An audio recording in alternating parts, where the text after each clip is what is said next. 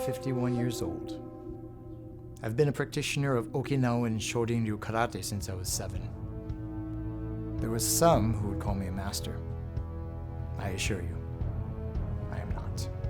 I believe that the true expert is someone who still has a student's heart and a beginner's mind. This year, to celebrate turning 52, I'm setting out to learn from 52 other disciplines, each from its own master. Some things I've tried before, others I'm a first-day beginner, like anyone else. 52 weeks, 52 new skills. I'm William Christopher Ford, and this is 52 Masters. Hey, it's William Christopher Ford, and today I am in the beautiful training area of 87 North. And I'm not going to tell you where it is, but it's a secret location. But we're going to be learning Jiu Jitsu today with the great Professor Hugh Fitzgerald. Thank you, sir. Thank you. Thank you for having me. And my new friend, Handsome Nick. Hashtag Handsome Nick. He's also a student of my great friend, Alvin Katakutan. That being said, let's get to training, and I'm going to turn it over to you. Great. Thank you. My pleasure.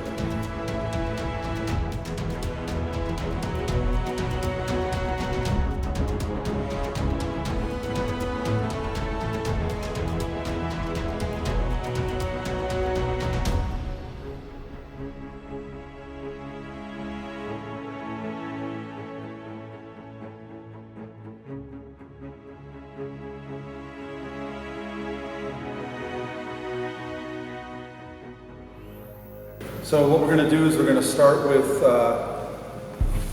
Handsome Nick is on his back, and we're going to start with what we term, there's many iterations of it, of a knee ride or knee on belly.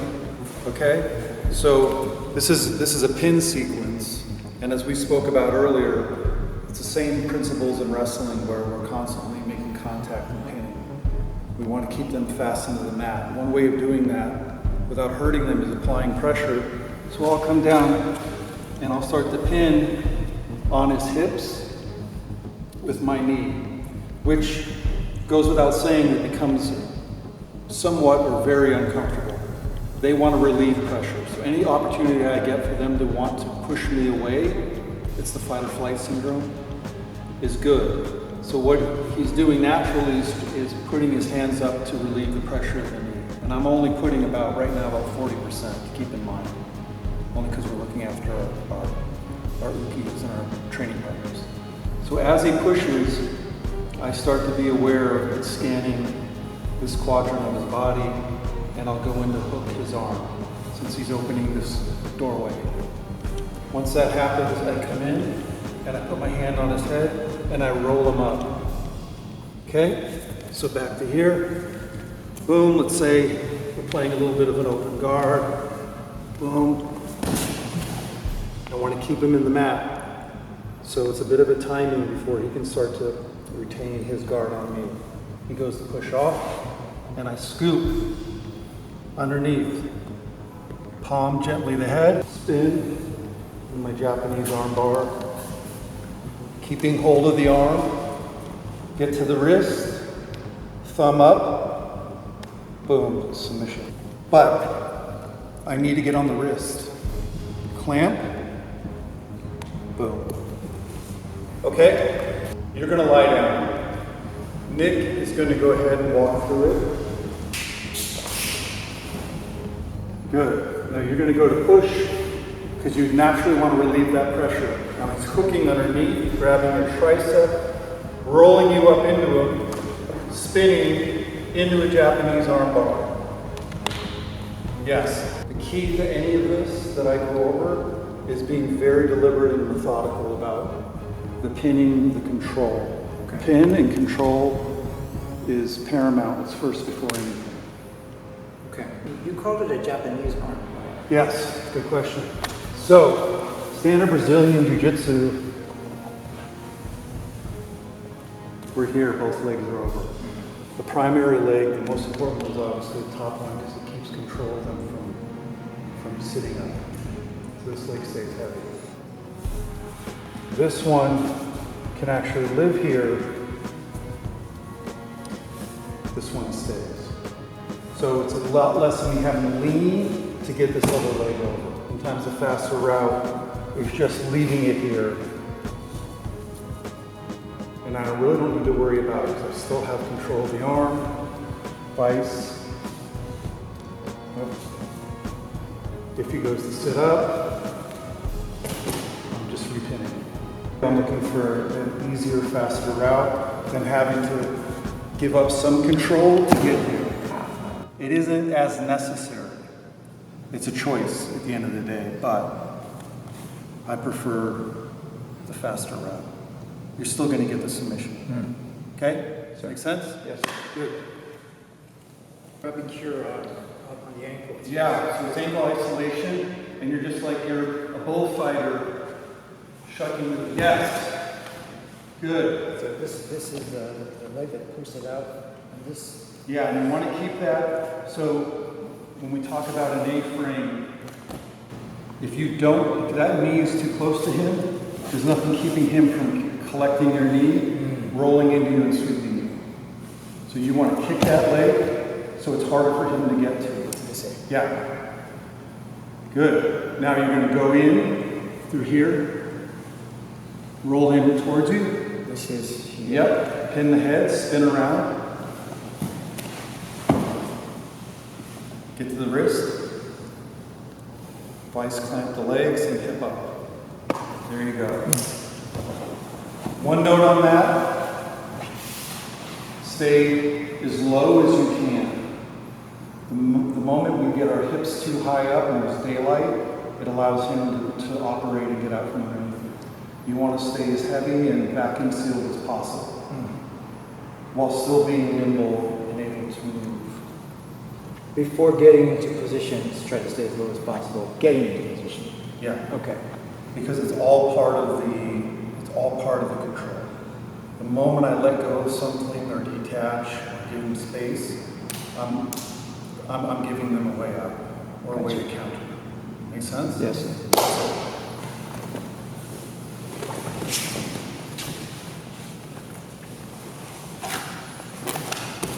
Yes, better, much better. Yes. Very smooth. That's great.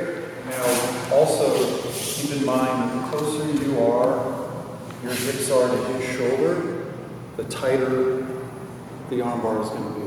Okay. The further we are away, the more of a chance he has to getting his fulcrum back and burying the arm.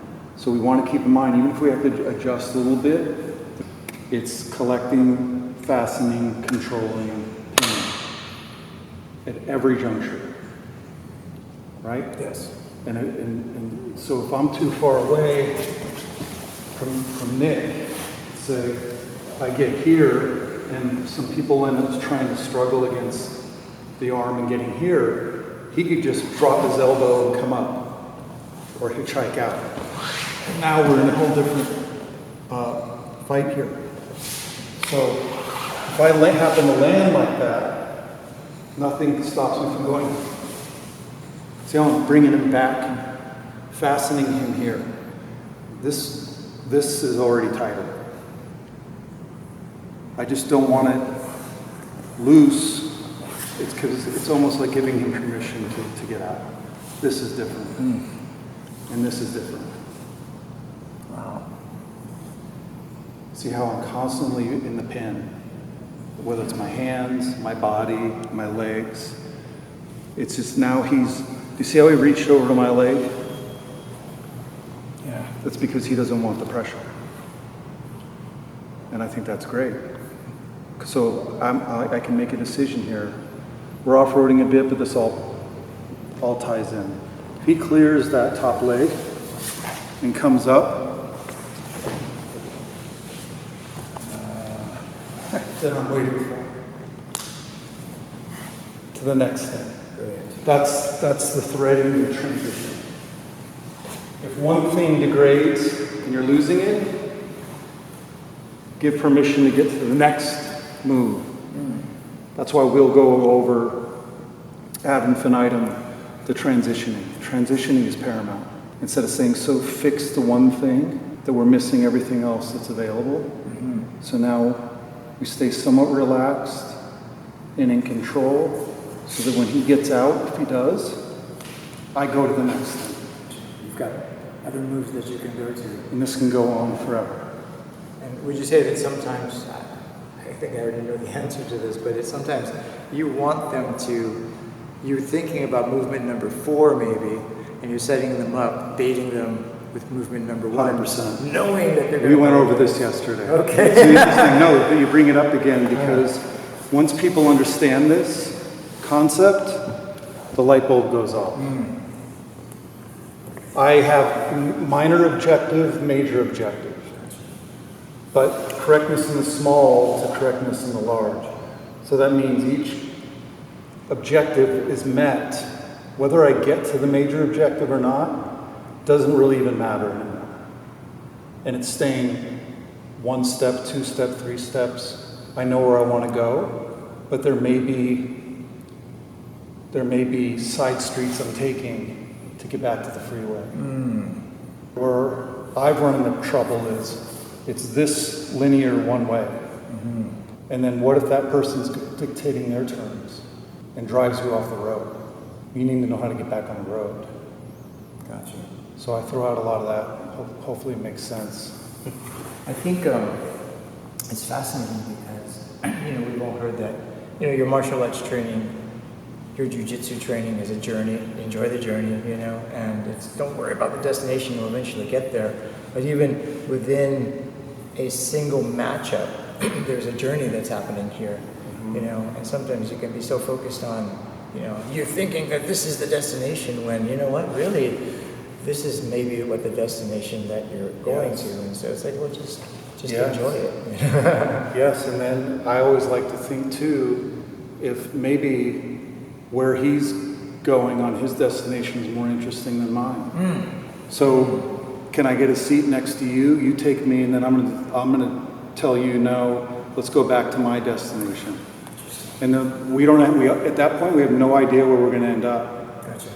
And that's the cool part of it. It gets in a bit of the esoteric realm, which I think is in the martial arts. Yeah. It's a bit lost. And I probably drive some people nuts with but this is what I was taught. Yeah. Well, I love it because I come from a traditional background. Yeah, I'm very, very traditional. And I love always kind of vacillating between that karate instructor I had who was always dangling out pearls of wisdom that sometimes you'd get immediately or it was 10 years later. Go, oh, that's what he was talking about. Do you remember the system? Yeah, it was Weichi-Ryu. Okinawan style. Yeah. Okinawan, yeah. Yeah, a lot of arm conditioning and very few kata, but just serious Okinawan style. Yeah, and he would have us lined up into the wall, like punching that thick rubber, right? Like, okay. Just till our hands were like just chaffed and like everything, and then palm strikes. Interesting. But Sensei Durkin and Shinya were the 2 instructors, but it was about Okinawan karate. I learned back east. This was in New Hampshire. New Hampshire, gotcha. So my start was out east. Midwest wrestling and then into college and then started learning judo and I go, oh, now let's talk finishes once we get them together. And then that was the evolution. Gotcha. Which they're all connected. Most fights will end up on the ground. I would suggest you know what to do once that happens. But you should also be confident enough to stand up and engage somebody without saying, I have to get it to the ground. So it's this constant, what do I not understand about someone who's a very unorthodox savate or Muay Thai fighter that I have to understand. Gotcha. And that's cool. This was, in this scenario, the armbar we're going to call that like the final destination for this particular match. So we know the ending before we know the ending of the story, which is what we're working towards. So how do you think we got Nick to the ground in that position? Is there something that we could create as far as like a takedown, whether it be judo, wrestling, or jiu-jitsu? 100%. I'd like to see. Let's go over some of that. So this is a common there's many iterations of what we call the combat base. You may be familiar with already. So combat base can be here. It's an engaging forward movement dynamic to where you're kind of spring loaded to be able to be active. So once again, I want to get him to his back, get me to my feet, and get to our thread. So we're here, and I'll kind of look at his stance, and then I'm going to come in. I call this move the koala. Okay. So it's a koala hanging on an eucalyptus tree. Okay. And they eat like this. Everyone laughs when I say this, but it's because I studied koalas. And they're very fierce animals, by the way. So I'm looking at getting just below the kneecap, and I drop my stance, my base. So I'm in an S mount here. So once again, this is the entry. Boom, ready to go. I'll slide in, take, chop, and sit up. Very simple takedown. Once I'm there, I'm going to come to fasten his hips so that he can't move and get away from me too fast until I say so. Boom, I'm going to come around.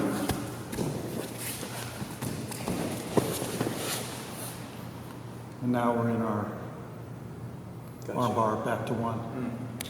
Make sense? Yes. So that's one of my favorites for anyone that's very confident standing.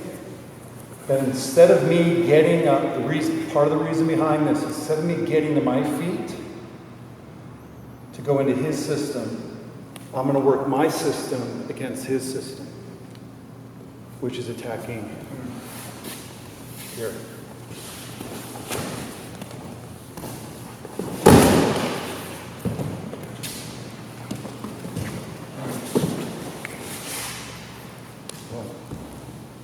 So there's many routes, but they're all connected. Yes. Some are smoother than others, and it's only because I don't know how he's going to start defending, because he should be in his own way, trying to dictate his terms. And we're now in a controlled chaos, if you will. Make sense? It's, to me, it's reminiscent of some forms of silat. It reminds me of our friend Janelle Barlondo, Silat Kalinkaran, I believe it's called. We did an episode on her with Alvin Gideon. And they do a lot of stuff from the ground. And, initially I thought, wow, this is kind of like doing capoeira, kind of like doing Jiu Jitsu, but I struggled with getting from one position to the other. But it's like, if you could get really facile at doing that, it's amazing what you can do. And I saw you do that. I was like, that looked a lot like what she did. We talk about it a lot. There's so many uncanny parallels to this stuff that I love, especially in the world of fight design, because now you throw a, if you will, a blade. So if I come in and I just start cutting, just start hitting the tendons, right? Or even just come around.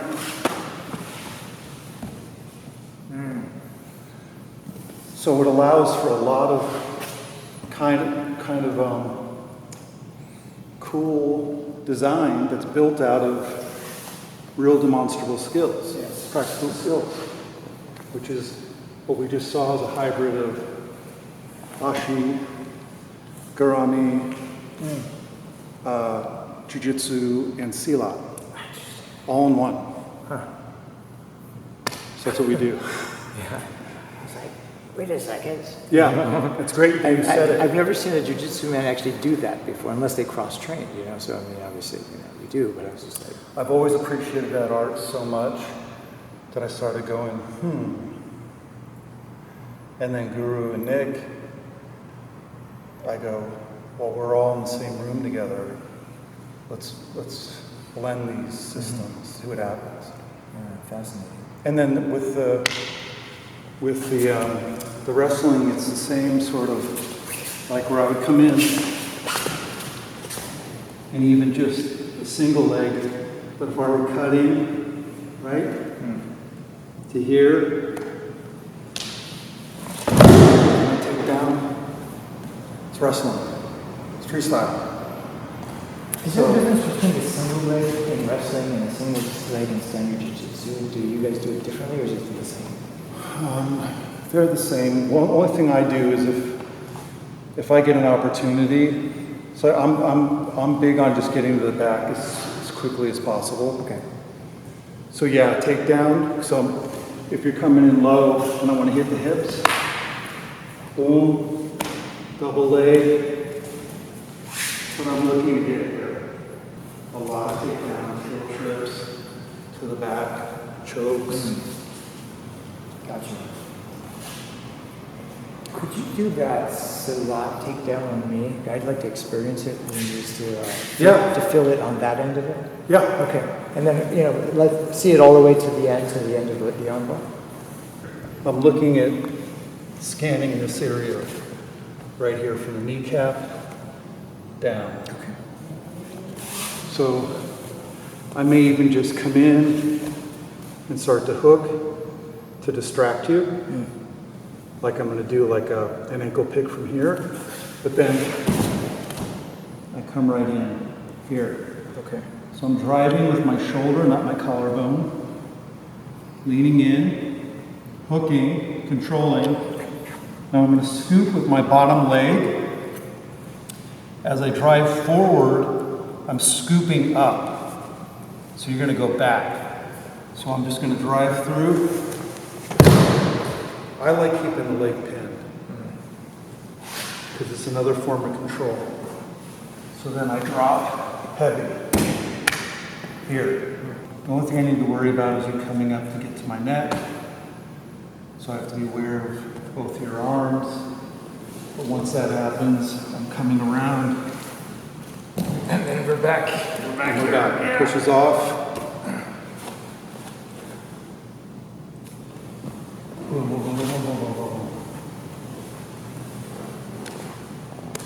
There we go. Nice. Yeah, that takedown was quick. Because once you're getting in here, they're losing. It's really hard because their ability to step back in pogo, that's why I stay wrapped on the leg. So they can't just start. They have a hard time. I felt if I didn't go also it would hurt my knee. So that's it. Self-preserving. Yeah. A lot of times people do it on their own accord. They'll give it up and say, take me down. Yeah. If you don't, you're going to end up hyperextending yourself or twisting the wrong way and Gotcha. not good. You have and you train both males and females, obviously, and so you have a pretty good amount of female students that come train with you. Some are stunt professionals, and some are just want to learn a martial art. just doing. Stay fit. Gotcha. It's a little of both. Okay. Primarily stunt, fight world, but there are people that just want to learn a new skill, develop carry on from what they've been taught before. Okay. Learn something new, just stay fit. It's all good. Gotcha.